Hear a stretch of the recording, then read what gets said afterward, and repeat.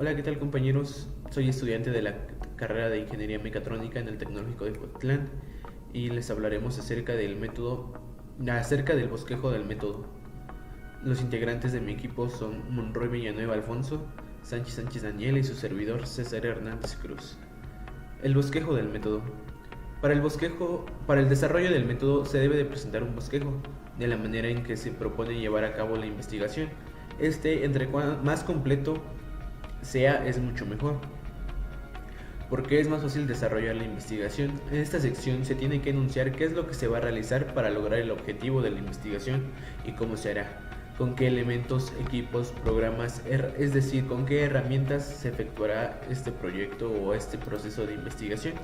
Es importante recordar que todos los protocolos de investigación deben de ser aprobados, por lo tanto se debe de presentar un método consistente de otros que existen, pero que este método elegido sea el más apropiado de acuerdo a nuestro tipo de investigación.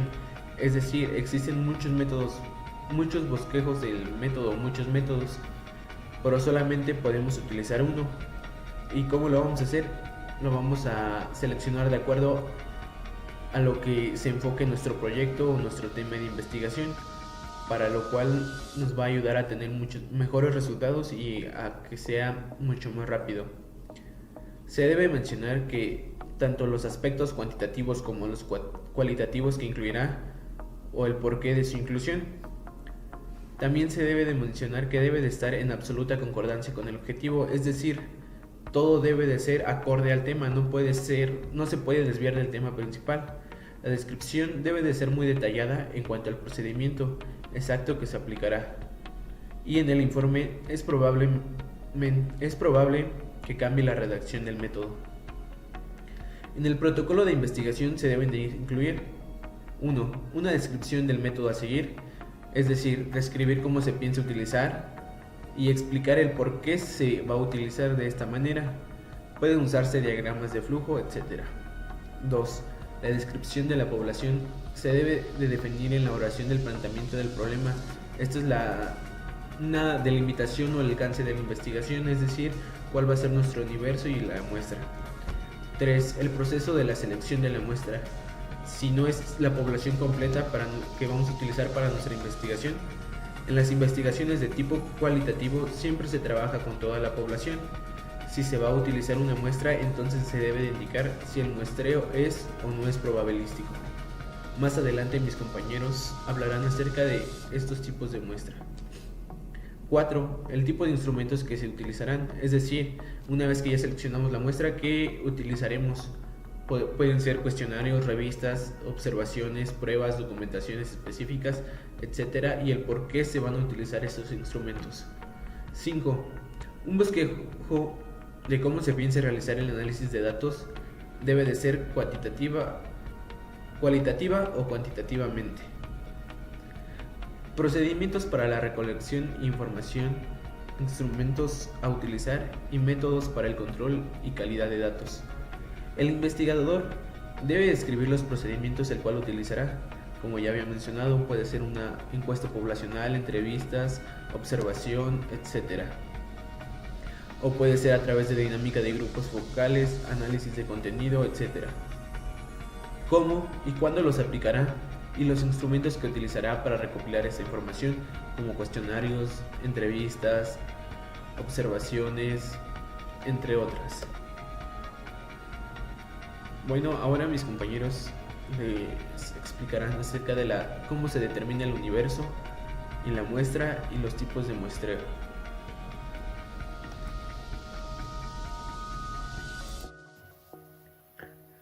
Ok, continuando con el siguiente punto, que sería el 2.7.1, nos encontramos con la determinación del universo y obtención de la muestra. Vamos a empezar definiendo qué es el universo. No sé qué es el conjunto de personas, cosas o fenómenos, objetos de investigación que tienen algunas características definitivas. Es, la muestra como tal es el subgrupo de la población de interés sobre el cual se recoleccionarán datos y que tiene que definirse o delimitarse de antemano con precisión. Este deberá ser representativo de dicha población. Y por último, de estos 3 puntos, la población nos dice que es aquella a partir de la cual se extrajo la muestra y sobre la que puede establecerse la conclusión. Siguiendo con el siguiente, nos encontramos siguiendo el esquema de Skinner, de Skinner y Taylor. Los siguientes son los pasos para definir una muestra. Como tal, Skinner y Taylor clasificaron una investigación de mercados, una investigación exploratoria apropiada para las etapas iniciales del proceso de la toma de decisiones. Nos dice que también está diseñada para obtener un análisis preliminar de la situación con un gasto mínimo en este caso sería de tiempo y de dinero. Para definir la muestra, siguiendo el esquema de Skinner y Taylor, nos dice que es definir, el número 1 es definir la población, número 2 es identificar el marco muestral, número 3 determinar el tamaño de la muestra, número 4 elegir un procedimiento de muestreo y número 5 seleccionar la muestra. Pasando al siguiente dato, nos dicen los tipos de muestras. En el primero nos encontramos con las muestras no probabilísticas y en el segundo las muestras probabilísticas. ¿Qué nos dicen las muestras probabilísticas? Muestreo se ve en muestreo aleatorio simples. Consiste en seleccionar n elementos de los n que conforman la población de forma que todos ellos tengan igual posibilidad de ser escogidos para integrar la muestra. El muestreo aleatorio estratificado consiste en dividir un cierto conjunto n de elementos de la población en varios subconjuntos, o sea, en subconjuntos más pequeños o estratos, de tal forma que cada estrato formado sea internamente homogéneo. Una vez formados los estratos, se escogen aleatoriamente los elementos asociados de cada uno en este caso en cada uno de ellos. El otro tipo de muestreo es el sistemático, desde que consiste en seleccionar aleatoriamente un cierto número y que designará en una lista o población de n elementos el primero que va a formar parte de la muestra. O sea que se van escogiendo aleatoriamente ciertos números en una determinada población o determinados elementos. El muestreo por conglomerados consiste en dividir el conjunto de elementos en subconjuntos más pequeños. O sea, consiste en dividir el conjunto de elementos en otros subconjuntos llamados conglomerados, cuyas características es que internamente son heterogéneos en los que se refiere a la variable en estudio. Los muestreos no probabilísticos. Muestreo por conveniencia. Consiste en seleccionar una muestra de la población por el hecho de que sea accesible. O sea, conveniente, no más que nada. Muestreo por conveniencia. Muestreo por bola de nieve. Los individuos seleccionados para ser estudiados reclutan a nuestros participantes entre sus conocidos. Aquí nos dice que los niveles seleccionados más que nada van a ser para ser estudiados, los reclutarán los que son conocidos a ellos, o sí. En el muestreo discrecional, nos dice que es una técnica de muestreo no probabilístico, ya que donde el investigador selecciona las unidades que serán muestra en base a su conocimiento y su juicio profesional. Lo seleccionan depende al grado de profesión o experiencia que ellos tengan, para así ellos poder tener una mejor investigación, una mejor muestra más que nada. ¿Okay?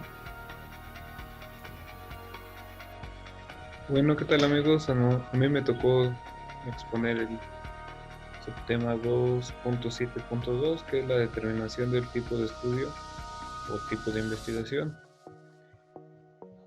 En los tipos de estudios se destacan varios tipos de investigaciones que son exploratorios, descriptivos, correlacionales, explicativos, experimentales y no experimentales. Entonces, para empezar, vamos a ver qué son los exploratorios o formulativos. En este caso, dice que tiene que por objetivo una formulación de un problema para posibilitar una investigación más precisa o el desarrollo de una hipótesis, permitiendo al investigador formular hipótesis de primero y segundo grado. Esta investigación debe responder a unas preguntas, que es: el estudio que propone tiene pocos antecedentes en cuanto a su modelo teórico o a su aplicación práctica. Nunca se han realizado otros estudios sobre el tema. Busca hacer una recopilación de tipo teórico por ausencia de un modelo específico referido a su problema de investigación, o considera que su trabajo podría servir de base para la realización de nuevas investigaciones. Pues en este tipo de estudio o de investigación busca plantearse la hipótesis del tema que se va a abordar. Entonces la otra sería estudios descriptivos. Dice que sirve para analizar cómo es y se manifiesta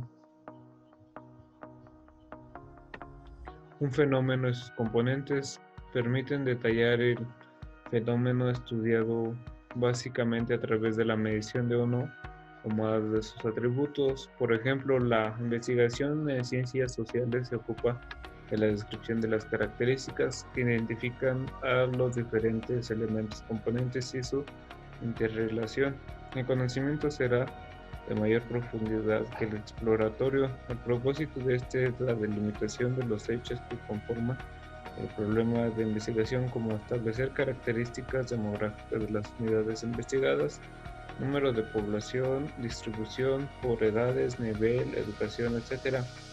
Identificar formas de conductas, actitudes de las personas que se encuentran en el universo de investigación, de comportamientos sociales, preferencias, etc. Establecer comportamientos concretos, descubrir y comprobar la posible asociación de variables de investigación. Al igual, este tipo de estudios responde a unas ciertas preguntas que se propone identificar elementos y características de problema de investigación. Busca hacer una caracterización de hechos o situaciones por los cuales se identifica su problema de investigación. El problema que usted plantea y los hechos que comprende abarcan formas de comportamientos sociales, actitudes, creencias, formas de pensar, actuar de un grupo. Espera que los resultados de su investigación sean base en la formulación de nuevas hipótesis a partir de las cuales se inicia el conocimiento explicativo. Entonces, esta investigación tiene como objetivo describir. También se podría apoyar de una investigación cualitativa, que la cualitativa también dice que describe las características del entorno que lo rodea. Entonces también podría ir de la mano este tipo de estudio. Después tenemos el estudio explicativo. Los estudios de este tipo implican esfuerzos del investigador y una gran capacidad de análisis, síntesis e interpretación. Asimismo, debe señalar razones por las cuales el estudio puede considerarse explicativo. Su realización supone el ánimo de contribuir al desarrollo del conocimiento científico. Para definir este tipo de estudio, tenga en cuenta las siguientes interrogantes. Los resultados de su investigación se orientan a la comprobación de hipótesis de tercer grado. La hipótesis se ha planteado en estas construidas con variables que a su vez contienen otras variables. Las hipótesis que han planteado establecen la manera como una determinada característica u ocurrencia es determinación por otra. Los resultados de su trabajo pueden construirse en un aporte al modelo teórico de la explicación de hechos y fenómenos que pueden generalizarse. a partir de su problema de investigación. Pues este tipo de estudio busca que el investigador tenga una manera de interpretar lo que está sucediendo en su estudio. Al igual se puede comprobar que obteniendo los resultados de ese estudio tiene que coincidir con lo que dice la hipótesis. Entonces busca más que nada interpretar o explicar de lo que trata la investigación. Por otro lado tenemos lo que es los estudios correlacionales. El investigador pretende visualizar cómo se relacionan o vinculan los fenómenos entre sí. Por el contrario, no existe relación entre ellos. Lo principal de estos estudios es saber cómo se pueden comportar una variable conociendo el comportamiento de otra variable relacionada. Evalúan el grado de relación entre dos variables. Entonces, tres maneras de hacer una investigación correlacional es mediante una investigación documental, otra, aplicación de encuestas y por último la observación. Entonces, este tipo de estudio pretende relacionar una variable con otra por medio de encuestas, de una investigación documental o por medio de la observación. Los estudios experimentales dice que en ellos el investigador desea comprobar los efectos de una intervención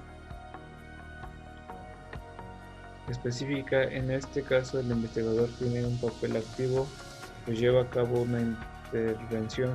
En los estudios experimentales, el investigador manipula las condiciones de la investigación. En salud se realiza este tipo de estudio para efectuar la eficiencia de diferentes terapias de actividades preventivas para la evaluación de actividades de planificación y programación sanitarias. En los estudios de seguimiento, los individuos son identificados en base a su exposición. En cambio, en los estudios experimentales, el investigador él decide la exposición. Entonces, en este tipo de estudios experimentales, el investigador tiene la posibilidad de manipular una variable, con ello experimentar, hacer y obtener varios resultados. Ya de ellos depende cuál le convenga más. Por ejemplo, en la salud se realizan varios tipos de estudios experimentales que modifican algo en alguna medicina, y entonces esto les da como resultado varios resultados dependiendo de cómo estén manipulando. Por eso son experimentales, que por medio de un experimento arrojan varios resultados. Los estudios no experimentales, en ellos nada más el investigador observa los fenómenos tal y como ocurre naturalmente sin intervenir en su desarrollo. Así nada más observa y ya en base a ello hace sus interrogantes, se pregunta por qué sucede esto, pero nada más son como un poco de teóricas sus conclusiones. Entonces, eso sería todo, y a continuación les presento las preguntas. Primero, en el desarrollo del método debe presentarse un bosquejo. ¿A qué hace referencia? 2. ¿Qué debe incluir el protocolo de investigación? 3. ¿Qué es una muestra? 4. ¿Cuáles son los pasos del esquema de Kinnear y Taylor para definir una muestra? 5. Menciona los tipos de investigación. Bueno, compañeros, eso sería todo y gracias.